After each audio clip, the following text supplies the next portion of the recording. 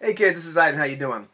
Well, yesterday I get this group text message, Facebook Messenger, and it's from my Lamentations in Prussia group, and I believe it was Lee that kind of sent us all the message. Hey, we're all set for Friday, right? And I'm like, man, Friday already? Are you sure? I just ran this game, didn't I? I have to come up with something already, or make sure I've got all my ducks in a row already. And yesterday was the 11th, today's the 12th, and I realized, oh man, I ran that game on Friday the 1st. And so it's on the 15th, I'm running it again. It's funny, I realized that I was having, what I would call a luxury problem. Where I have so much game activity going on these last 2 weeks that it starts to be a little bit confusing. Which is cool. This is kind of what I wanted, but I just want to talk a little bit about that dynamic and how that can be sometimes. I went back very recently and watched this video I did, I think it was December 7th of last year, 2016, and it was kind of like my New Year's resolutions for gaming for 2017 video. What did I want to do? And it was really neat to watch that because I realized I had done everything on that list. I think maybe there have been like one or two things not quite, or and maybe one or two things that I wish, they didn't go as well as I would have liked, but I managed to touch on all of them. And that was really neat because I wasn't sure if I was actually going to be able to do all the stuff on that list. It was kind of like this, like I hope I get this sort of stuff done. So this video isn't about that. I definitely want to go ahead and later on in December make another video, may kind of look back at that, but just kind of talk about what I'd like to get done in this next year, what I'd like to experience in 2018. However, that was really kind of neat, but I find myself in one of these positions right now where I've got a lot of games going on, a lot of gaming, reading, and activity going on. And it's kind of this ideal time. I'm in between jobs. I have a job that I start on the 18th of December. I was been looking around for like pickup work in the meantime, and I got a whole bunch a little while ago. So financially I'm fine, and so I didn't really happen to get any this week. So I've had time to really read some more games, participate in some more game activity, a little more free time. However, it's gotten to the point where it's been a little bit confusing. So I just want to talk about that a little bit and just how funny this can be sometimes. So literally, I'm not going to give you blow by blow, but literally the first, I run this Lamentations in Prussia game, which was great, a lot of fun, and we had a good time.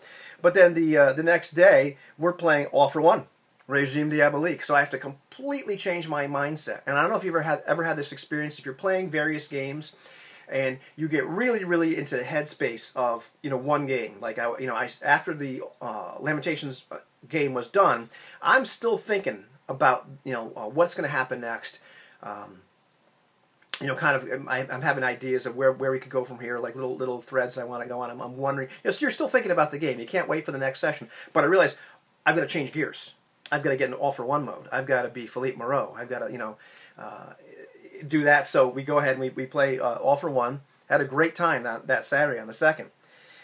At that point, I realized that we've got some other stuff coming up really soon. I'm involved in this group where we're playing The Veil, and I just made some videos about that. But I have to go back and reread this and tweak some things about my character, make sure I have all my ducks in a row with that, because it's been a while since I read it. We started talking about this a while ago. So that's really what I need to do. But I'm still thinking about All for One. I'm still thinking about this Lamentations in Prussia game too. So I was thinking a lot about All for One. In fact, Francois and I had a chat on Hangouts where we sit there and we're talking about all the NPCs, what's going to happen next, because Francois brought all these various threads we had to come together, and we have this OneNote document, but because it's a collaborative multi-game master game, it's gotten very convoluted, and it's got this real Machiavellian flavor going on, and so it's hard to keep things to keep track of things. In fact, it's over there.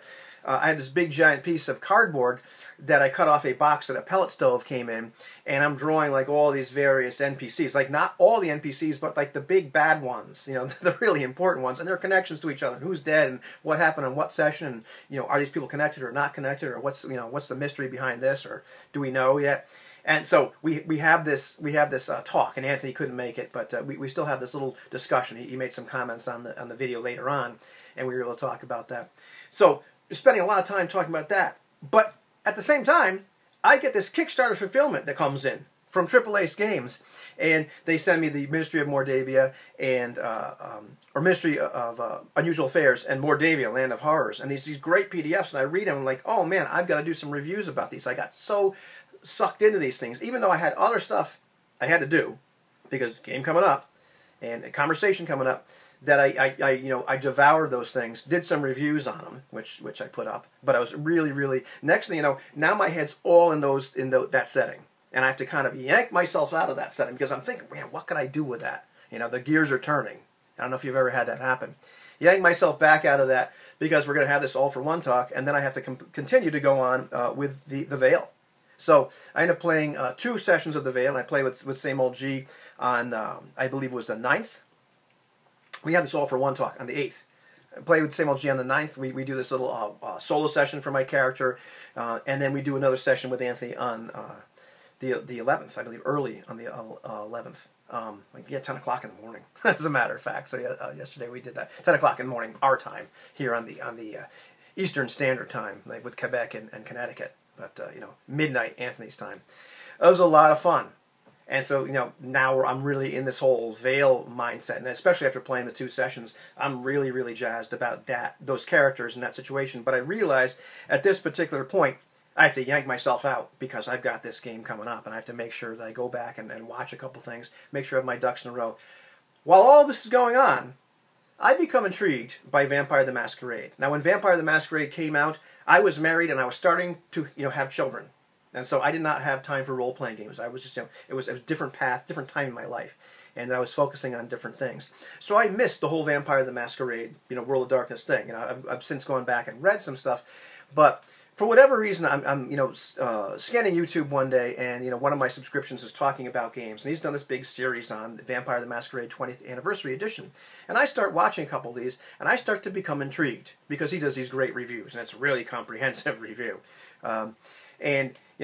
Next thing you know, I said, what the heck, I'll get the PDF for that. So I've been reading this Vampire the Masquerade PDF in the background this entire time. Becoming more and more interested in that. I'm not sure what I'm going to do with it, but just I can see there's a lot to be learned from that game, from that system, and I'd love to try to play it a few times and see what it's actually like. But so in these 2 weeks, I've had 5 games going on in my head. And renting space in my head.